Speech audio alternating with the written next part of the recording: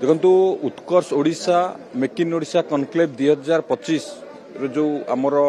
Investment आसीथिला बा जो 145 T ammo होइथिला ताकू नेकी आमे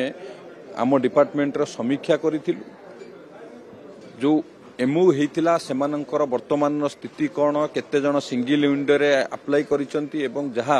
व्यवस्था अछि किभली भाबरे तांकू आगु को नबा एवं जो जो सेक्टर इंडस्ट्री ओडिशा रे हबा पई एमओ करिसंती सेक्टर वाइज आमे ऑफिसर मानन को दायित्व देइचु किभली भाबरे ग्राउंडिंग करिबारे जेमति किछि असुविधा न होबो। शिल्प संस्था माने पूर्वरु जेमति असुविधार सम्मुखीन हेउतिले से कोनोसी प्रकार दूरता न रहू से ऑफिसर मानकू मध्य दायित्व दिया जायछि सेक्टर वाइज एवं माननीय मुख्यमंत्री निर्देश अछि। मुख्यमंत्री मध्य गभीरतार सह आकु देखुचंती किभली भाबरे अधिकरु अधिक शिल्प को आमे ग्राउंडिंग करिवु कारण शिल्प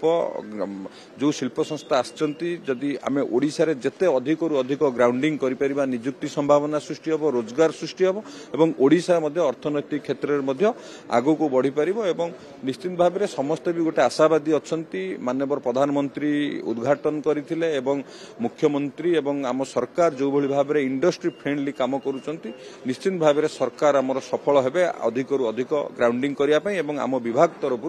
आपको डिटेल रिव्यू करा जायछि।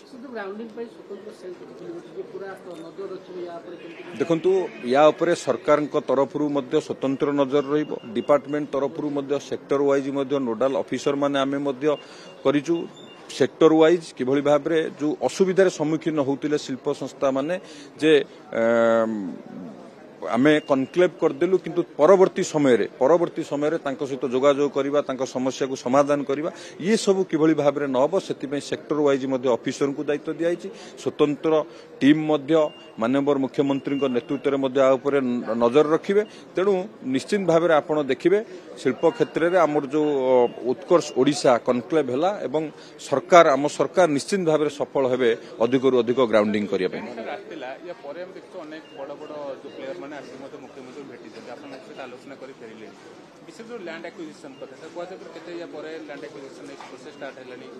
देखु शिल्प संस्था बा पुंजीपति माने सेमाने तांको मुताबक तांकू सुहाइला भली जो जगार जमी दरकार आमे सेठी जोगई दउछु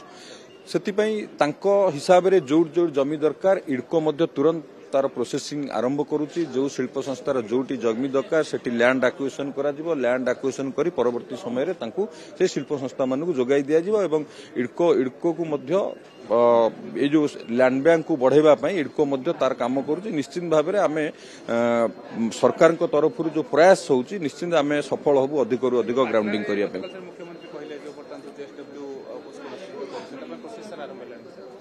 केउंझर पई स्वतंत्र एक टास्क फोर्स होईची सेतिरे चीफ सेक्रेटरी निजे अध्यक्षता करूचंती।